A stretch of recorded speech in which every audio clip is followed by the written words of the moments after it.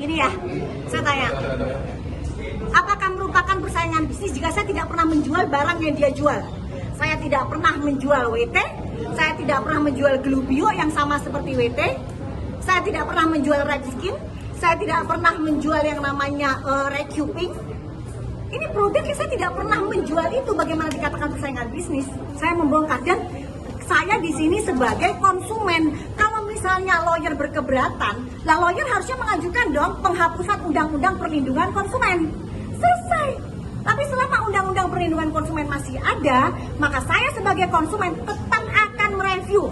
Dan betul apa omongan hakim yang mulia, bahwa jika memang merasakan ada yang merasa tersinggung dengan review saya, ya dilaporkan. Bukan di sini persidangannya. Sesimpel itu.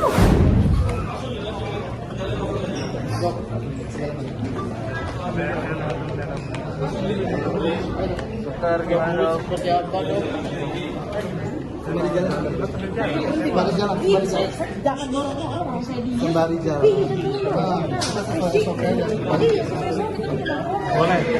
Boleh bersuara. Oke. Wawancara dikit bang. Jadi 12 tanggal 23 itu tidak terjadi peristiwa pidana ya. Jadi jelas tadi ya. Bang, motif ya. persaingan bisnis sudah keungkap Persaingan belum? jelas banget. Soalnya ngomongin duit terus.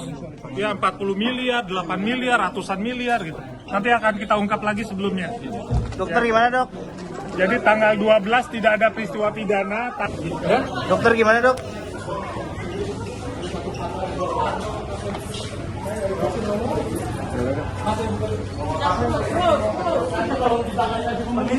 Bapak Bang Tony, saya mengucapkan banyak terima kasih kepada lawyer, terutama lawyer Bang Tony. Ya maaf banget, maaf banget ya. Saya harus ngomong jujur apa adanya. Dok, bentar dok, sabar dok. Jujur nih. Ya, sabar dok. Sabar dok.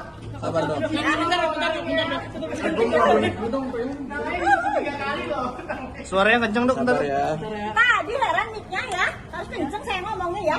Mic-nya ya, oke, tapi jelas sama si tunggal jangan. Oke, dok. Sabar. Pokoknya saya pengen ngucapin makasih ya. Dari semua pertanyaan lawyer, Sabar dok.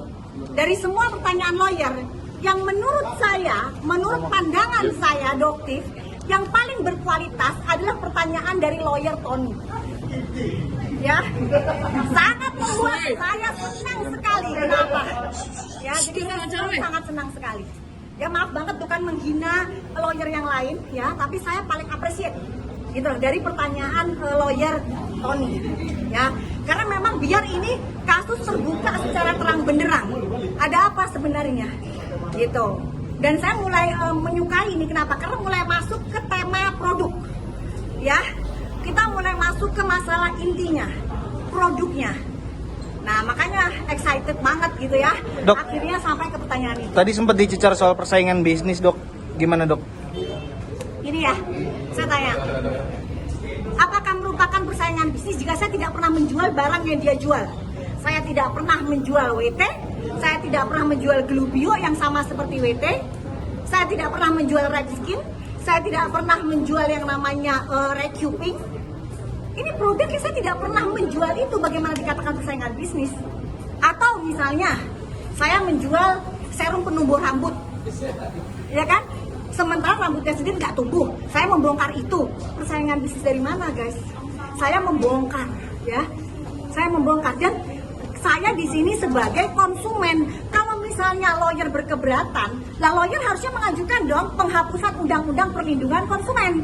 Selesai. Tapi selama undang-undang perlindungan konsumen masih ada, maka saya sebagai konsumen tetap akan mereview. Ya, dan betul apa omongan hakim yang mulia, bahwa jika memang merasakan ada yang merasa tersinggung dengan review saya, ya dilaporkan.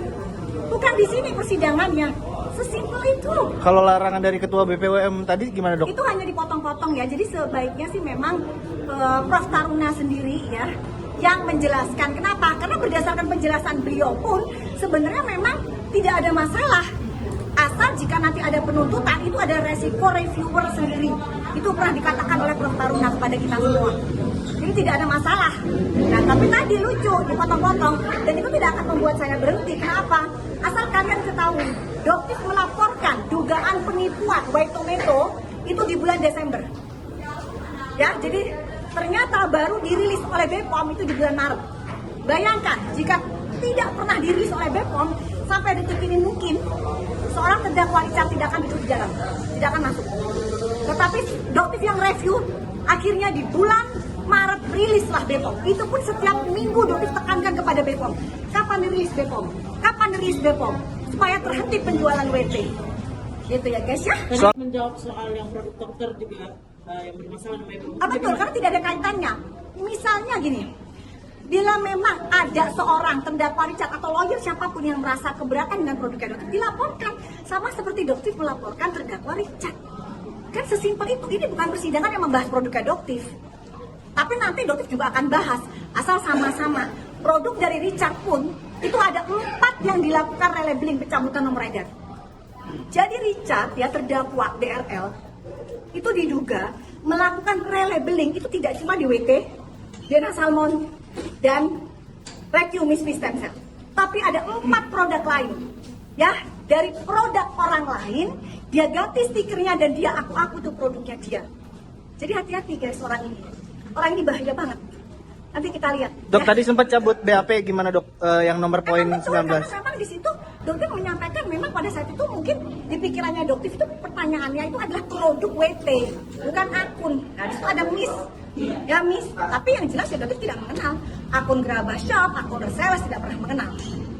Dan jika memang harus diperbaiki, yang Doktif katakan memang Doktif mencabut yang lama, Doktif katakan yang terbaru, yaitu di persidangan tadi. Dok, dengan tadi disinggung soal ada apa namanya soal nama Doktif, nah detektif itu gimana dok? Tanggapannya dok? Ada sertifikatnya lah namanya kok bisa. Ya terserah, yang penting Dok, ya terserah itu mana nama.